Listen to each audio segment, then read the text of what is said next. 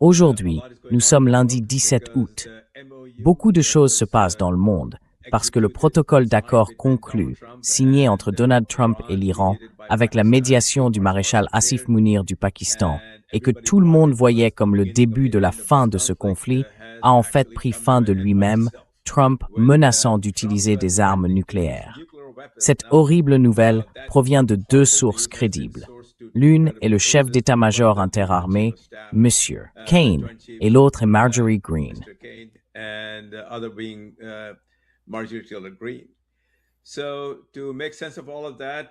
Alors, pour donner un sens à tout cela, nous sommes ravis. Nous avons l'honneur d'accueillir ici l'un de nos contributeurs principaux, Alex Kreiner, qui a gentiment accepté d'intervenir en cours d'émission, alors que ce n'est pas son jour habituel, pour vous faire part de son analyse. Vous êtes sur Transition Protocol. Nous vous apportons les informations qui font l'actualité sous la surface. Une couverture que personne d'autre ne voit. Nous les voyons parce que nous avons des sources très solides et nous sommes honorés que des gens du monde entier nous regardent et soient de plus en plus nombreux à le faire. Alors, si vous appréciez ce que nous faisons, n'hésitez pas à cliquer sur j'aime et à vous abonner. Rendez-vous sur Substack sous le même nom. Devenez membre payant pour $5 par mois et nous vous enverrons tout cela directement dans votre boîte mail, 2 fois par semaine. À vous, Alex.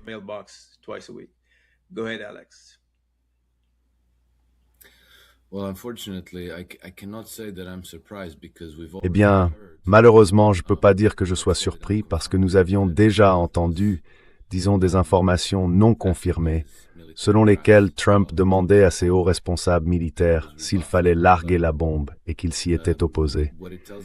Mais cela nous dit qu'ils n'ont plus d'option et qu'ils ont été vaincus. Et il n'y a peut-être qu'une seule façon d'inverser cette défaite, lancer une attaque nucléaire contre l'Iran. Donc, le fait que ça soit discuté est une information très révélatrice. Et ça semble très négatif pour l'axe États-Unis-Israël. Cela nous dit que l'Iran a en réalité remporté une victoire stratégique sur les États-Unis. Bien sûr, cela ne veut pas dire que la guerre s'est terminée hier, mais cela veut dire que les États-Unis n'ont plus d'options.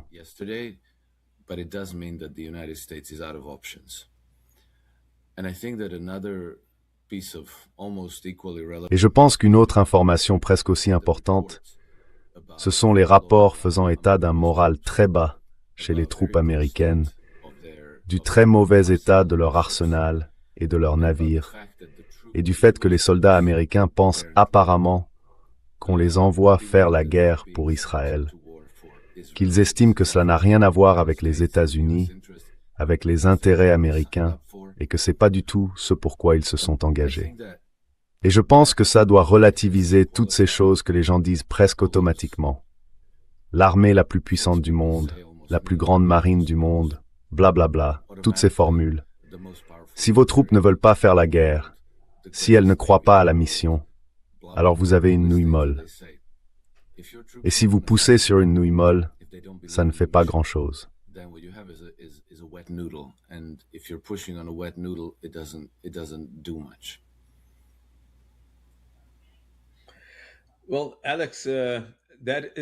Eh bien, Alex, c'est effectivement une information confirmée. Et tout ce que vous avez dit est effectivement vrai.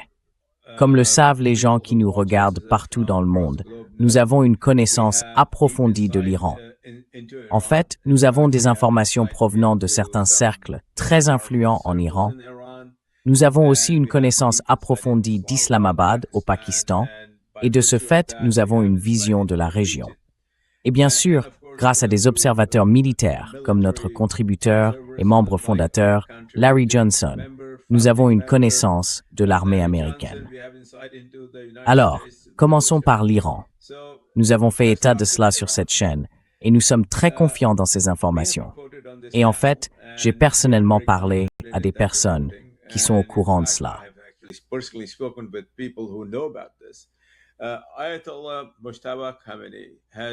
L'ayatollah Mustafa Khamenei est désormais sorti de la retraite qui lui avait été imposée à cause des blessures subies lors d'une attaque surprise qui a tué son père, sa femme, sa fille et beaucoup d'autres personnes. Il est maintenant rétabli, pour ainsi dire. Il a retrouvé la santé, il a retrouvé ses forces.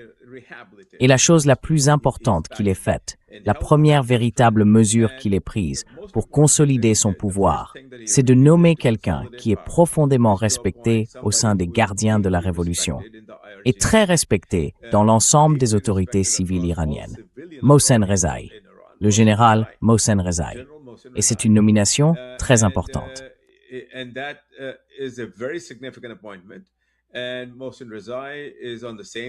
Et Mohsen Rezaei est sur la même longueur d'onde que Mojtaba Khamenei.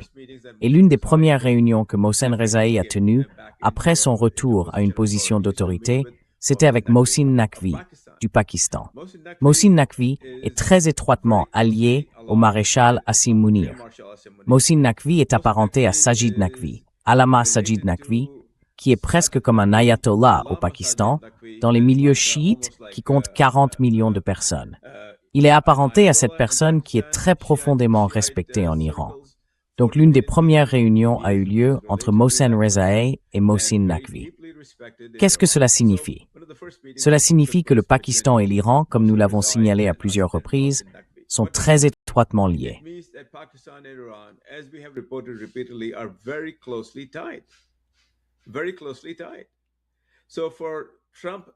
Très étroitement liés.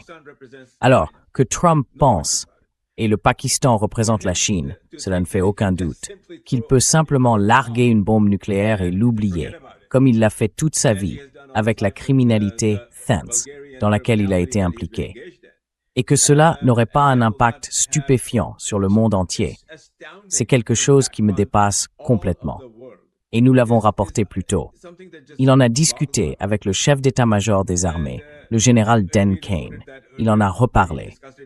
Et puis Marjorie Taylor Greene dit que cela s'est produit il y a encore seulement quelques jours quand il était à Camp David. Alors, est-ce que vous pensez que cela pourrait vraiment arriver?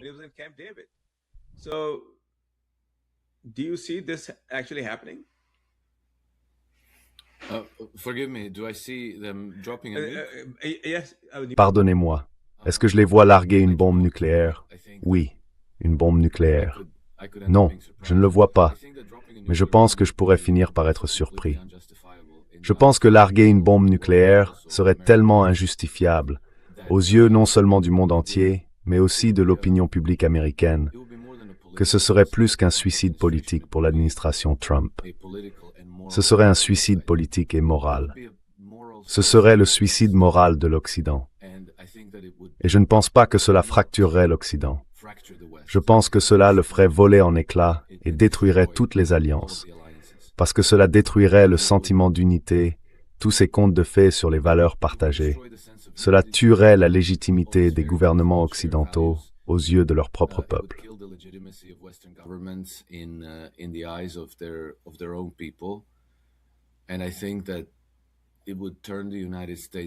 Et je pense que cela ferait des États-Unis un État paria. Cela s'est produit à la fin de la Seconde Guerre mondiale, lorsque les États-Unis ont largué 2 bombes nucléaires sur le Japon. Mais vous savez, à l'époque, nous n'avions pas les réseaux sociaux. Nous n'avions pas Internet. Les horreurs de ce qui s'est passé là-bas pouvaient être, disons que les retombées pouvaient être contrôlées. Aujourd'hui, ce n'est pas possible. Ce serait donc le pire, le plus ignoble, et peut-être le suicide définitif des États-Unis. Autrement dit, il n'y aurait aucun retour en arrière possible pour dire « Ah oui, nous sommes les dirigeants du monde libre ». Enfin, vous savez, vous savez ce qu'ils ont dit à propos d'Hiroshima et de Nagasaki, qu'ils avaient largué la bombe pour sauver des vies.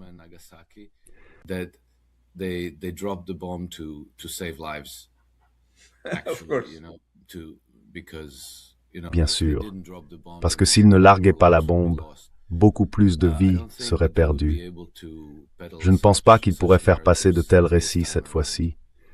Et je pense que, de toute évidence, cela accroîtrait énormément la sympathie du monde, non seulement envers l'Iran, mais aussi envers l'axe de la résistance iranien. parce que cela rendrait évident ce à quoi ils font face, ce contre quoi ils se battent et pourquoi ils se battent. Parce que, vous savez, les Iraniens ont en quelque sorte un dicton. Les États-Unis sont le grand Satan. Et je pense qu'avec ça, Trump leur donnerait entièrement raison.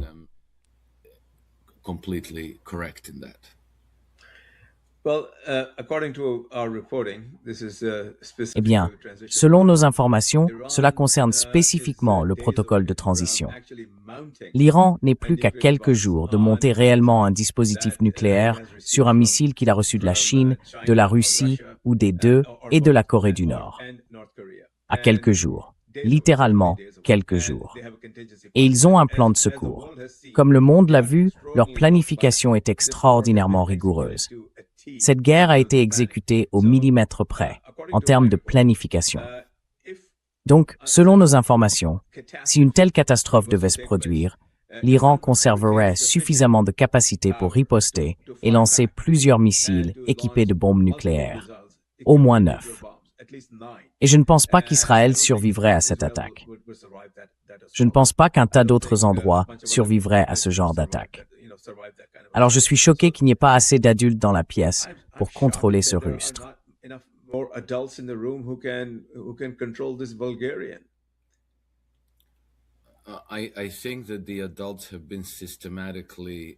Je pense que les adultes ont été systématiquement écartés de l'administration. C'est ça le problème. On se retrouve donc avec des gens qui probablement ne sont pas qualifiés pour occuper les postes qu'ils occupent.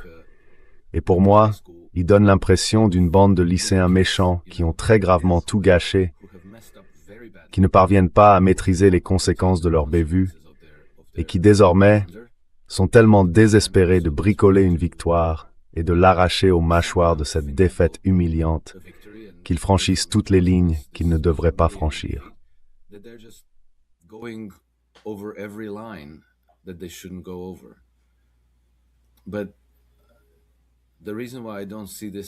Mais si je ne vois pas cela se produire, c'est parce qu'en dessous d'eux, il y a toute une hiérarchie de personnes qui sont réellement compétentes, qui comprennent réellement ce qu'elles font et qui opposeront presque certainement une forte résistance. Même si un ordre tombe du genre « nous allons lancer des bombes nucléaires contre l'Iran », je pense que l'armée y résistera et s'y opposera. On a déjà vu cela auparavant. Je crois que c'était à un moment en 2024, lorsque Benjamin Netanyahou, mais c'était peut-être d'autres responsables israéliens, qui sont venus aux États-Unis avec un... Non, c'était les Britanniques. Pardon. C'était les Britanniques. No, it was the British. I'm sorry, it was the British. It was Keir Starmer with his government that came to see. C'est Keir Starmer et son gouvernement qui sont allés voir Joe Biden à la Maison-Blanche. Ils sont arrivés avec une liste de cibles à l'intérieur de la Russie qu'ils voulaient que les États-Unis frappent avec des armes à longue portée. Et les hauts gradés ont dit « Désolé, on ne fera pas ça ». Et tout le plan s'est arrêté là. Donc il y a un précédent. L'armée gère une très grande machine, une opération énorme, avec des systèmes coûteux, des armes coûteuses, des troupes, enfin tout l'ensemble. Il faut avoir des gens compétents. On ne peut pas non plus laisser des sales gosses de lycée diriger ça. C'est donc là que j'espère que les mesures correctives viendront.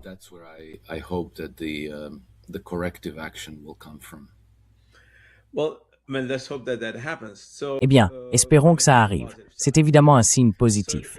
Donc, si ça arrive, disons Alex, si ces sales gamins, je ne les appellerai pas des gamins, je les appellerai des tout-petits, vous savez, des tout-petits malveillants, sont arrêtés, comment Trump se sort-il de ce pétrin?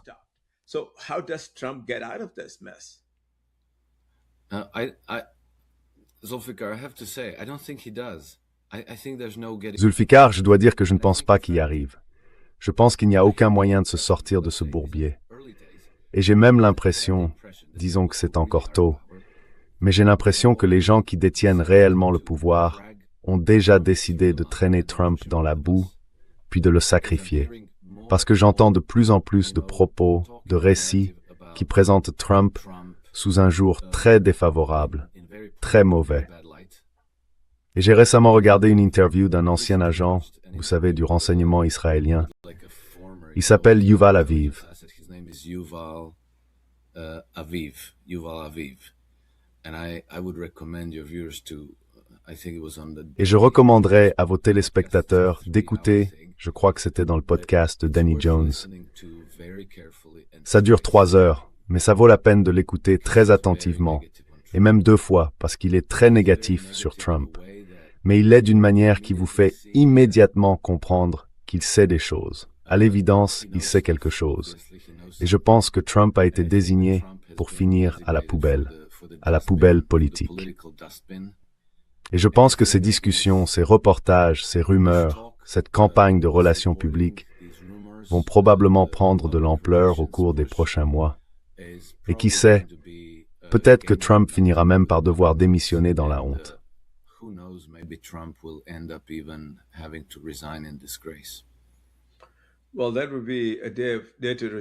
Eh bien, ce serait un jour de réjouissance, bien sûr, si cela se produisait. Dans nos précédentes émissions, Alex, vous avez parlé avec une grande perspicacité de ce club londonien, pour ainsi dire.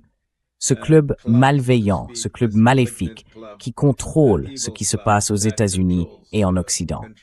Est-ce que cela y est lié?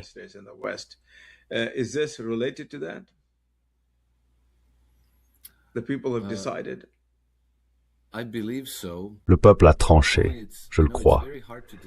Simplement, il est très difficile de discerner exactement comment se répartissent les lignes de fracture, parce qu'il me semble qu'il y a là 2 factions. Peut-être pas tout en haut, mais au niveau des dirigeants, il y a 2 factions.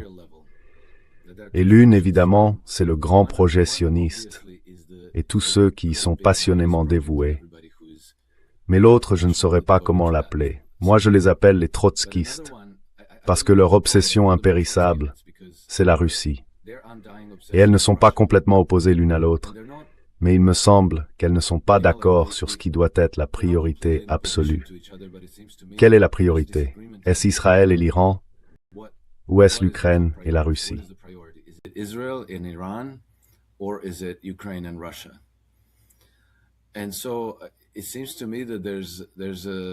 Et donc, il me semble que, à ce niveau-là, pas au sommet de la pyramide, mais au niveau des dirigeants, il y a un désaccord sur qui doit être aux commandes. Car un camp veut que tous les efforts soient concentrés sur l'aide à l'Ukraine et la destruction de la Russie. Et une autre faction veut que tous les efforts soient concentrés sur la destruction de l'Iran et l'aide à Israël. Je suis convaincu que les 2 factions prient à l'autel de la City de Londres et lui prêtent allégeance de différentes manières. Et on peut presque dire qui est qui, parce que, vous savez, il y a des gens comme Obama, Susan Rice, Mark Carney, tout un groupe de dirigeants européens, et ainsi de suite, qui ne veulent rien avoir à faire avec la guerre contre l'Iran, mais qui veulent entraîner les États-Unis, par tous les moyens possibles, dans la guerre contre la Russie. Et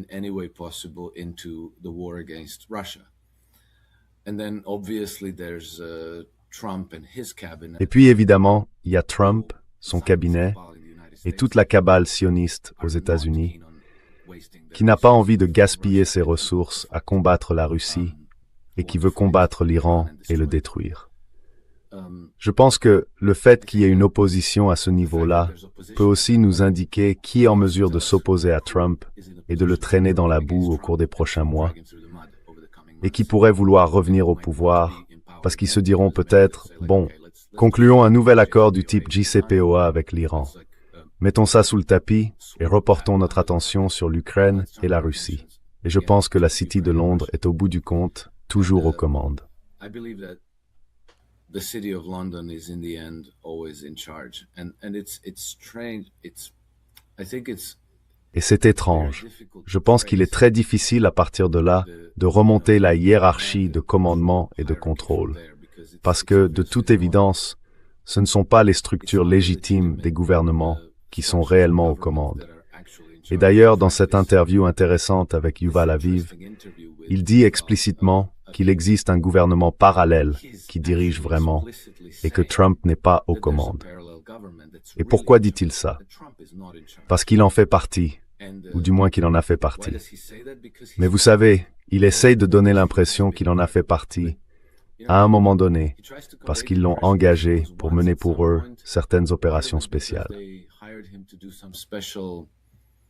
Special operations for them, but then if you listen very carefully, mais si vous écoutez très attentivement, une grande partie de ce qu'il dit laisse entendre qu'il en fait toujours partie et qu'il connaît les gens impliqués. Et il parle de Trump avec une sorte de mépris. Oui, Trump, c'est une blague. C'est le bouffon de la cour, là pour occuper les médias et attirer l'attention du public, pendant que les adultes font le vrai travail. Et il dit aussi qu'une partie de ses missions spéciales auxquelles il a participé concernait l'Iran, le programme nucléaire iranien, l'élimination de responsables iraniens et de scientifiques du nucléaire. Donc je pense que s'il y avait une personne qui devrait peut-être être soumise à un interrogatoire renforcé, j'inclurais ce type-là.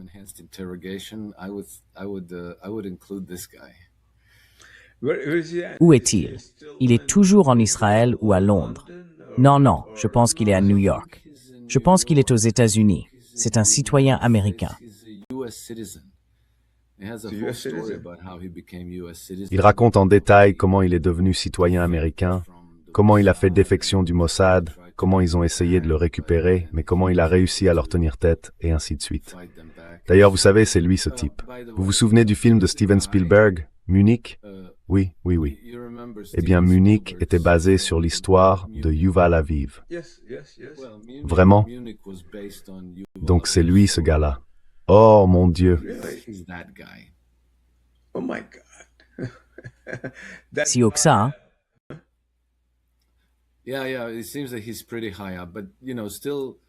Oui. On dirait qu'il est assez haut placé. Mais bon, toujours à un niveau de direction, peut-être même. Parce qu'il dit qui sont les gens de ce gouvernement de l'ombre. Il cite des gens comme George Bush père et Dick Cheney, et il dit, en gros, en fait, c'est Dick Cheney qui m'a recruté et qui m'a fait entrer pour effectuer ces missions spéciales. Ensuite, il ne donne aucun autre nom, parce qu'il dit qu'il ne les connaît même pas tous.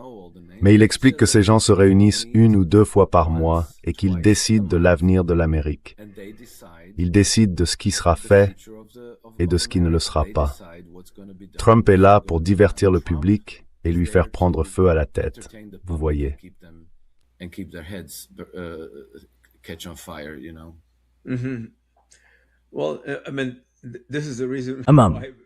Enfin, c'est pour ça qu'on vous apprécie tant sur cette chaîne, Alex. Vous avez une telle profondeur, une compréhension si extraordinaire des événements qui nous façonnent, qui façonnent littéralement le paysage géopolitique. Et la plupart des gens n'y comprennent absolument rien. Ils pensent que Trump dirige tout, et ils sont horrifiés que ce bouffon de cour, enfin c'est encore gentil pour Trump, que cet abruti soit réellement aux commandes. Et ils se disent que c'est peut-être sa maladresse qui va nous attirer des ennuis. Mais non. C'est la main obscure qui contrôle tout ça. Alors où est-ce que cela nous mène, Alex? Where does this go from here, Alex?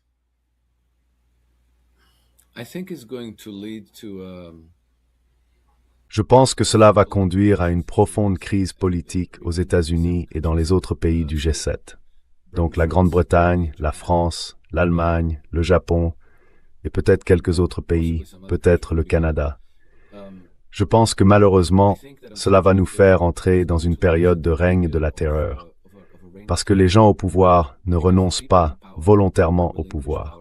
Et ils ne permettent certainement pas à la démocratie d'interférer avec leurs projets, ni de mettre en péril leur emprise sur le pouvoir. Donc vous savez, si nous lisons l'histoire, si nous prenons l'histoire comme précédent, il recourt au terrorisme, il recourt aux assassinats, il recourt à une oppression très brutale, à la censure, à la violence, à une forme d'orwellisme qui, au final, je pense, est déjà en train de prendre forme et de s'accélérer. I think we already see take shape and accelerate. What we haven't seen yet in such large numbers. Ce que nous n'avons pas encore vu en si grand nombre, ce sont les assassinats. Mais vous savez, par exemple, en Allemagne, dans les années 1930, lorsqu'il y avait cette grande lutte pour le pouvoir entre la faction nazie et les autres options démocratiques en Allemagne, des milliers de responsables gouvernementaux ont été assassinés. Et puis, vous savez, avec des juges, des généraux, des journalistes, et ainsi de suite, je pense que le nombre de victimes se chiffrait en dizaines de milliers. Et je pense que malheureusement, cela va probablement arriver dans les pays européens et aux États-Unis. Enfin, vous savez, nous avons déjà eu quelques morts inexpliquées lorsque l'AfD, en Allemagne, a eu des élections régionales en Westphalie. Et sans aucune raison discernable, 7 de leurs candidats sont morts subitement sur une période de seulement quelques semaines, autour de la période électorale.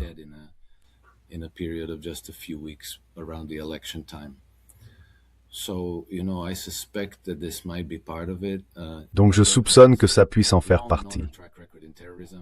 L'OTAN a un long et honorable historique en matière de terrorisme. L'opération Gladio est un fait établi. C'est pas une théorie du complot. C'était essentiellement une initiative terroriste, utilisée en particulier contre l'Allemagne et l'Italie, et dans une moindre mesure contre la Belgique, lorsqu'il y avait le risque que ces pays tombent peut-être sous des gouvernements de type communiste, comment dire.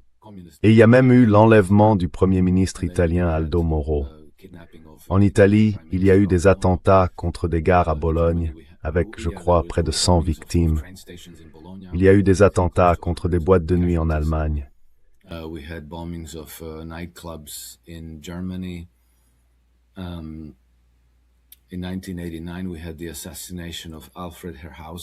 1989, il y a eu l'assassinat d'Alfred Herrhausen, qui était le PDG de la Deutsche Bank et un conseiller très proche d'Helmut Kohl, alors chancelier.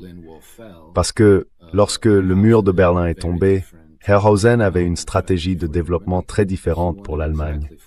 Il voulait précisément que l'Allemagne se tourne vers la Russie et crée une sorte de partenariat où, vous savez, la technologie allemande, associée aux ressources russes, mènerait à un type de développement qui pourrait rapprocher le continent eurasiatique d'une manière différente de celle qu'avaient en tête les élites anglo-saxonnes, entre guillemets. Il a donc été éliminé. Tout simplement, vous savez, ils ont fait exploser sa voiture et il est mort. Et ce genre de méthode va probablement revenir. Au nom des États-Unis, de l'OTAN et ainsi de suite, des pays occidentaux.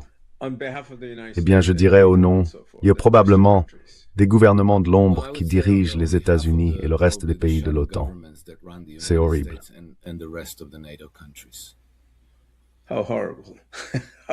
C'est Oxbéal, à la limite de tout ça, que peut avoir l'accord de la Mecque.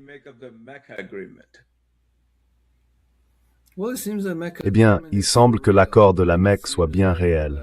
Et il semble que, vous savez, Trump ait fini par dire quelque chose à ce sujet. Ça m'effraie. Ça m'effraie. Je pense qu'il a été poussé à le faire par embarras, parce que, vous savez, tous ces pays sont au moins formellement alliés aux États-Unis. Ce sont des alliés et des amis. Le fait que Trump ait été complètement tenu à l'écart est profondément embarrassant. Il a donc dû faire une déclaration. Et évidemment, il ne peut pas menacer l'Arabie saoudite, le Pakistan et la Turquie, alors qu'il est en guerre contre l'Iran. Il a donc dû faire un commentaire élogieux. Mais même Trump n'a pas laissé entendre qu'il avait quoi que ce soit à voir avec cela, ni que les États-Unis avaient servi de médiateur, qu'il avait lui-même servi de médiateur, ou qu'il exerçait le moindre contrôle là-dessus. Il a simplement publié sur Truth Social un message plutôt approbateur à ce sujet. Mais, vous savez, il est clair que l'Iran n'en est pas inquiet, ce qui est intéressant. Et je pense que cela nous conduit, pas à pas, sans l'implication des partenaires occidentaux, vers une nouvelle architecture de sécurité pour l'Asie occidentale.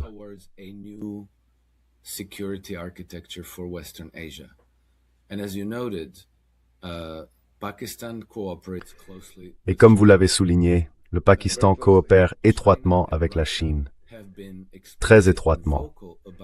La Chine et la Russie ont dit clairement et ouvertement que le continent avait besoin d'une nouvelle architecture de sécurité. Parce que ce que nous avons eu ces 200 dernières années, c'était le diviser pour régner britannique. Monter les pays les uns contre les autres, les maintenir constamment en guerre pour qu'ils dépendent de vous pour les prêts financiers et pour les armes. Et donc, maintenir toute la région dans un bain de sang permanent servait les objectifs géopolitiques des puissances coloniales occidentales. Et je pense que c'est la première, enfin à part l'Iran qui a vaincu les États-Unis, je pense que c'est la première pierre fondatrice de cette architecture de sécurité qui est réellement en train de prendre forme. Et au-delà de ça, malheureusement, je n'ai pas encore lu le texte de l'accord. And other than just, unfortunately, I haven't read the text of the agreement yet. I only read the public, Je n'ai lu que le communiqué de presse public qui a été publié, et il était très court. Mais il semble qu'une véritable organisation commence à prendre forme, avec un secrétariat commun, des bureaux, et une forme de hiérarchie décisionnelle qui se met en place. Je pense donc que tout cela est une bonne chose. Parce qu'aucun de ces pays, étant donné qu'ils sont dans cette région, ne peut éviter de devoir, vous savez, composer avec ses voisins, leurs intérêts divergents, et ainsi de suite. Ce sont eux qui font avancer cette évolution, et aucun d'entre eux n'a intérêt à être en guerre avec les autres en permanence. Je pense donc qu'à terme, l'Égypte finira probablement par les rejoindre. Et je pense qu'à terme, l'Iran les rejoindra aussi. Ou du moins, je suis certain que l'Iran trouvera une manière constructive de coopérer avec cette nouvelle alliance.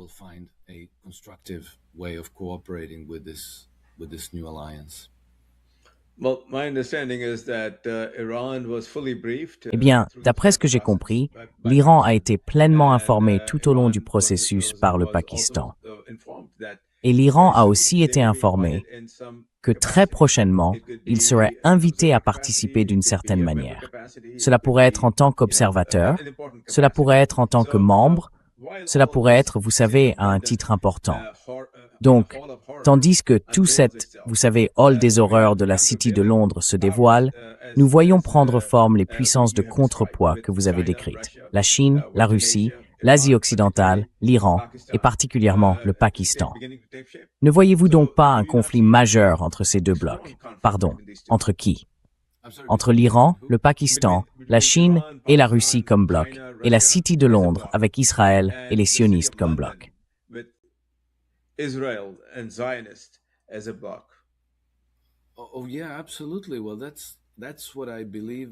Ah oui, absolument. Eh bien, c'est de ça, selon moi, que parle tout le conflit.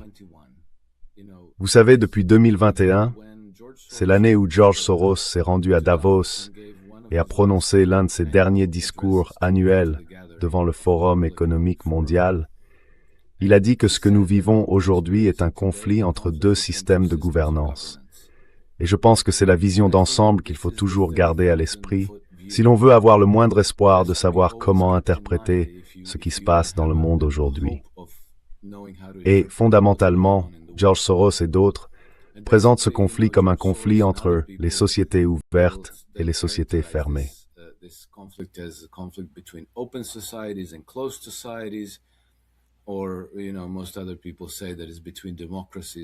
Ou alors, vous savez, la plupart des autres disent que c'est entre les démocraties et les autocraties, ou vous savez, les dictatures et ainsi de suite.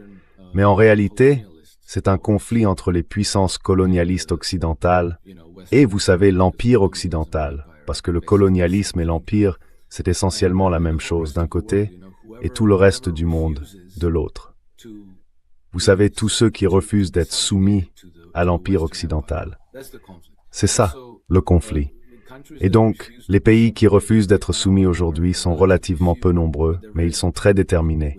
Il y a la Russie, la Biélorussie, la Chine, la Corée du Nord, l'Iran, Cuba, le Venezuela, moins maintenant, mais le Venezuela figurait sur cette liste. Venezuela, not so much anymore, but Venezuela was on that list. Et tous comprennent qu'il ne faut pas sous-estimer les moyens et les méthodes employées par l'Empire occidental. Alors ils se serrent de plus en plus les coudes, et je pense qu'ils considèrent de plus en plus l'entraide, la coordination et la coopération comme existentielles. Parce que soit ils combattent ce parasite ensemble, soit ils se font éliminer un par un. Et si je parle de parasite, c'est parce que, vous savez, les puissances occidentales n'ont pas besoin de vaincre militairement tous ces pays. Elles n'ont pas besoin, comme Napoléon, d'envoyer une force d'invasion contre la Russie, puis de la vaincre militairement, ou comme Hitler. Il leur suffit, d'une manière ou d'une autre, de provoquer un changement de régime.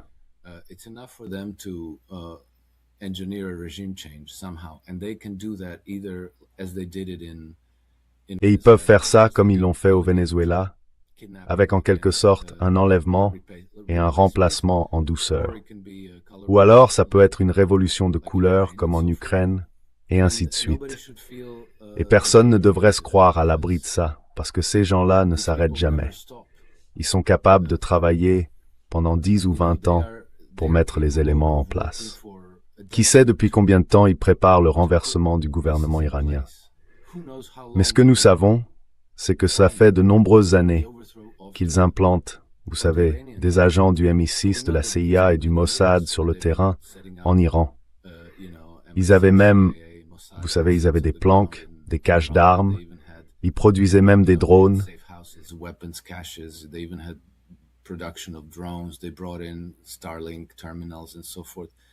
Ils ont fait venir des terminaux Starlink et tout le reste. Donc il a fallu du temps pour mettre tout ça en place.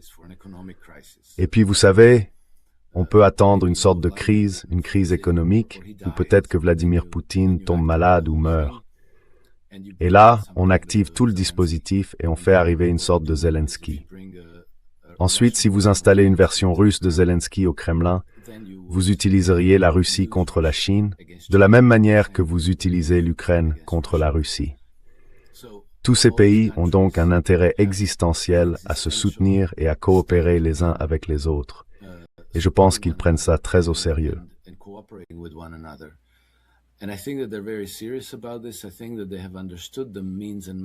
Je pense qu'ils ont compris les moyens et les méthodes de l'Empire occidental, et je pense qu'ils les contrent désormais activement, qu'ils ripostent activement, au lieu d'essayer simplement de les contenir passivement. Je pense donc que ce conflit entre deux systèmes doit aller jusqu'au bout, et je pense qu'il doit aller jusqu'au point où l'on atteint ces gouvernements de l'ombre, ainsi que ceux qui les maintiennent à leur service. Il faut les priver totalement et complètement de leurs droits. Et cela nous ramène alors au système du pétrodollar et de l'eurodollar, parce que c'est la colle qui maintient tout ce monstre assemblé.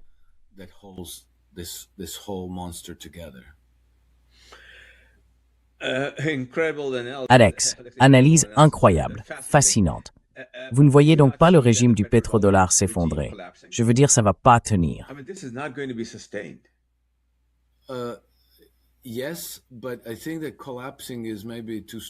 Oui, mais je pense que s'effondrer, c'est peut-être un mot trop fort, parce que ça implique que tout va simplement s'écrouler comme un château de cartes. Je pense que ça prendra du temps, mais je pense que c'est en train de... Parce que, vous savez, qu'est-ce que le pétrodollar? Que sont les eurodollars? C'est fondé sur le commerce mondial, n'est-ce pas? Cette monnaie est utilisée comme monnaie de règlement des échanges. Et donc, vous avez beaucoup de contrats d'approvisionnement en pétrole brut, en gaz naturel, en blé, en maïs, en soja, et toutes ces choses-là. Et ces contrats ont probablement été signés sur une base renouvelable, peut-être sur plusieurs années. Ils sont libellés en dollars américains, leurs prix sont fixés en dollars américains, et ils ont leur propre utilité. Les entreprises qui gèrent ces activités ont leurs responsables.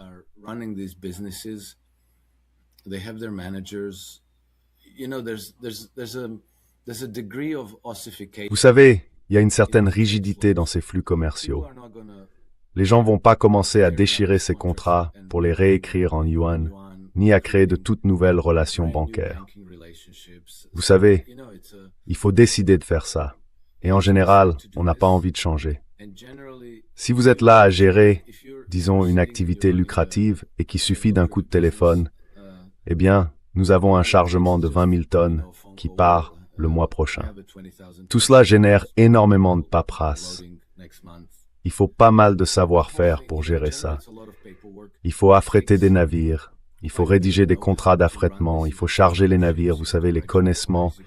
toute une pile de documents. Oui, oui, oui, oui.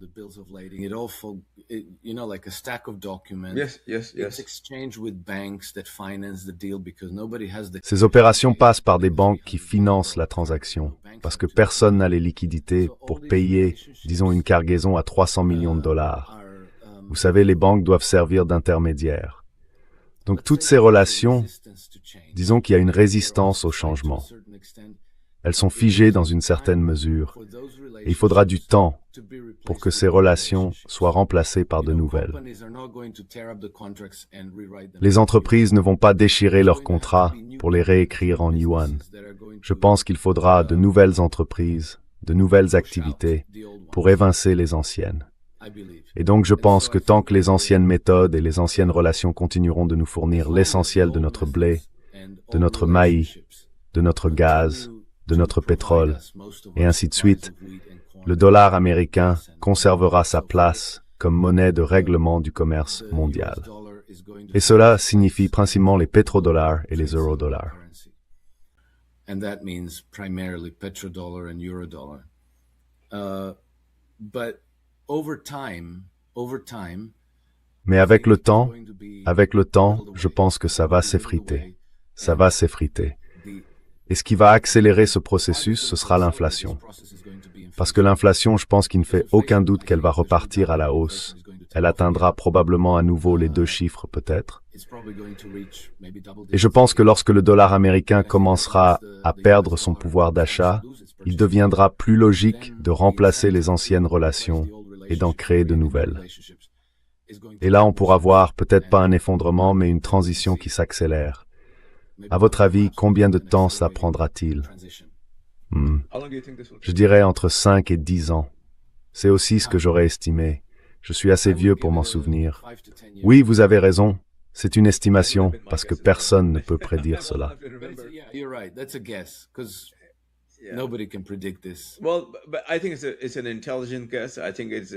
Eh bien, je pense que c'est une hypothèse intelligente. Je pense que c'est une très bonne hypothèse.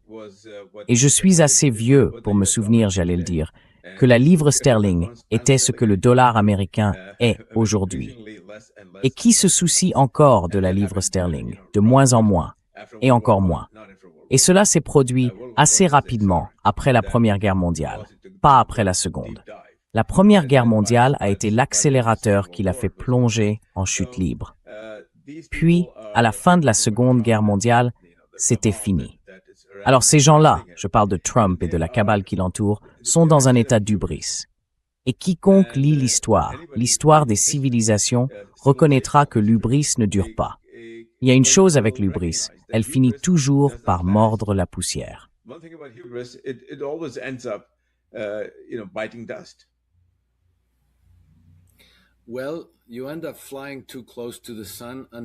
Eh bien, on finit par voler trop près du soleil, jusqu'à ce que la cire des ailes fonde. Dans l'histoire grecque, enfin, on peut aussi lire la mythologie grecque, avec l'histoire de... Comment il s'appelle? Pas Édipe, j'allais dire Édipe. Icare, qui a volé trop près du soleil.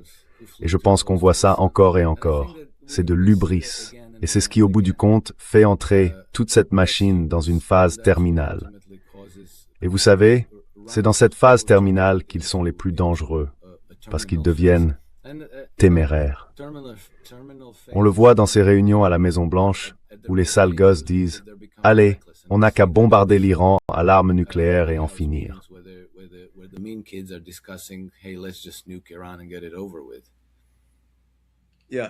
Oui, sauf que ça ne va pas s'arrêter là.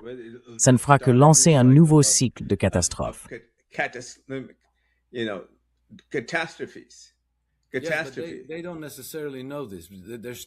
Ils ne le savent pas forcément. Ils sont stupides. Ils sont stupides, Zulfikar. Je suis convaincu qu'ils sont stupides. Ils ne savent pas ça. Et ils pensent qu'ils vont simplement transformer l'Iran en un parking de verre vert. Puis ils vont déclarer victoire et dire « Bon d'accord, maintenant, c'est nous qui sommes de nouveau aux commandes. » Je ne pense pas qu'ils réfléchissent aux conséquences, vous savez. Ils ne réfléchissent pas à quelques coups d'avance. Ils ne jouent même pas aux dames, comme on dit. À ce stade, ils jouent plutôt à la taupe.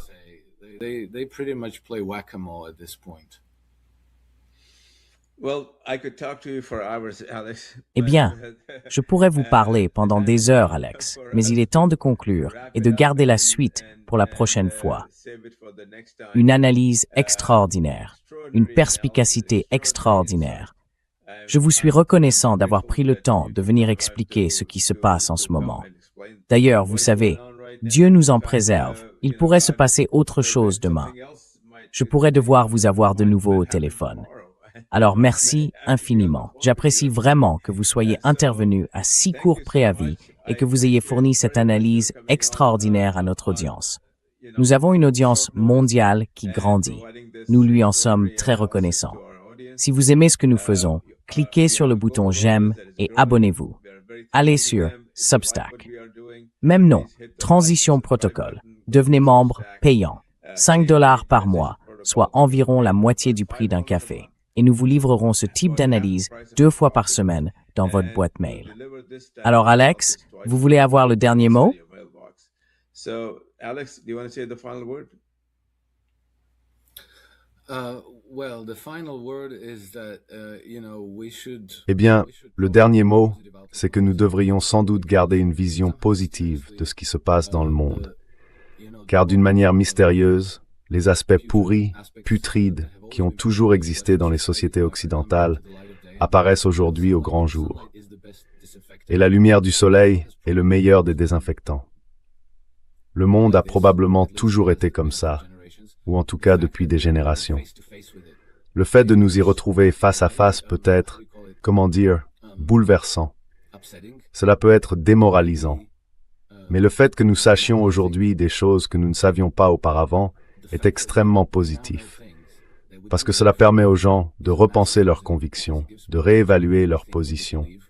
Et nous voyons ces changements prendre lentement forme dans le monde. Ma conviction profonde, c'est que la seule manière de perdre, c'est de nous rendre, de capituler et de laisser la classe Epstein l'emporter. Et je suis presque certain que nous n'allons pas faire ça, parce que nous aimons nos fils, nous aimons nos filles, et nous voulons leur laisser un monde meilleur. Alors allons de l'avant. L'avenir est radieux. Onwards and upwards, the future is bright. Eh bien, sur cette note très positive, que je partage totalement, parce que ces gens sont stupides. Enfin, c'est mon constat. Je les ai côtoyés de très près pendant longtemps. Je ne suis pas fier de cette relation, mais ce ne sont pas les couteaux les plus aiguisés du tiroir. Donc ils sont stupides, en plus d'être méchants, horribles et tout le reste. Et ils prennent des décisions stupides qui aboutissent à des catastrophes, comme George W. Bush allant en Irak, allant en Afghanistan et attaquant les talibans pour remettre les talibans au pouvoir. Vous voyez ce genre de choses. Donc je partage cet enthousiasme.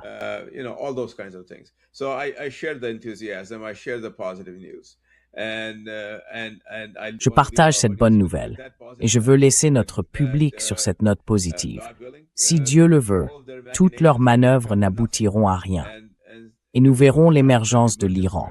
Nous verrons l'émergence d'autres pays qui n'ont pas ce désir hégémonique et vorace de dominer, vous savez, les autres peuples.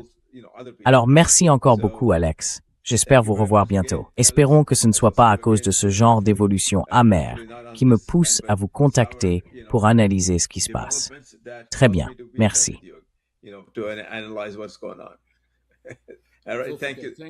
Merci. C'est toujours un grand plaisir de vous retrouver. À la prochaine fois. Merci, monsieur. Merci. Je vais appuyer sur le bouton d'arrêt.